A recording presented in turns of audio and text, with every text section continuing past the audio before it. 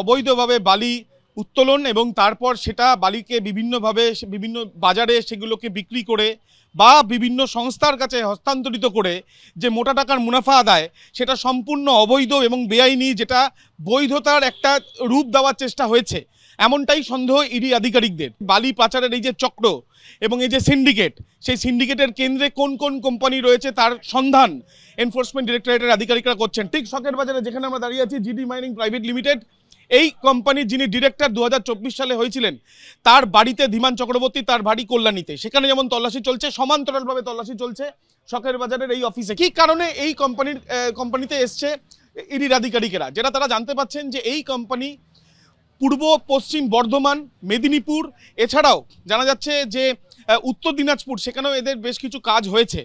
এদের তরফ থেকে সরকারিভাবে দেখানো হয়েছে যে এদের বেশ কিছু বালির মাইনিং করার বা যেখান থেকে বালি খাদান থেকে তারা বালি তোলেন সেরকম বেশ কিছু জায়গা রয়েছে। তার মধ্যে বাঁকুড়ায় প্রায় 2টি এবং ঝাড়গ্রামে প্রায় 3টি জায়গা থেকে তারা বালি সেখান থেকে নেন এবং সেগুলো সরকারিভাবে হয়, সেগুলো বৈধভাবে হয় বলে তাদের দাবি থাকলেও সেটাই সন্দেহের তালিকায় রয়েছে।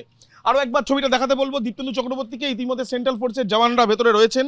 এরা শুধুমাত্র যে পশ্চিমবঙ্গে কাজ করছে এমনটা নয়, 2011 সালে তৈরি এই জিডি মাইনিং প্রাইভেট লিমিটেড, তাদের খাতায় কলমে তারা যেটা জানাচ্ছেন বা তাদের তরফ থেকে যেটা বলা হচ্ছে যে উড়িষ্যাতে তাদের 4টি ব্লক রয়েছে, রাজস্থানে 4টি, উত্তরপ্রদেশে 3টি এবং পশ্চিমবঙ্গে 5টি। তার মধ্যে যেটা জানা যাচ্ছে যে বাঁকুড়াতে 2টি এবং ঝাড়গ্রামে 3টি মাইনিং প্লেস রয়েছে। এই যে তল্লাশি অভিযান চালানো হচ্ছে প্রায় 22টি জায়গায়, তার মধ্যে কলকাতা 2টি জায়গা আছে, শখের বাজারে এই যে লোকেশন যেখানে এনফোর্সমেন্ট ডিরেক্টরেটের আধিকারিকরা আসলেও এই কোম্পানির যে 2জন ডিরেক্টর আছে তার মধ্যে একজন ডিরেক্টর ধীমান চক্রবর্তী, তার বাড়িতে যেমন তল্লাশি অভিযান চালাচ্ছেন, তার সঙ্গে সঙ্গে এই অফিসেও এখন অবস্থান করছেন ইডির আধিকারিকেরা।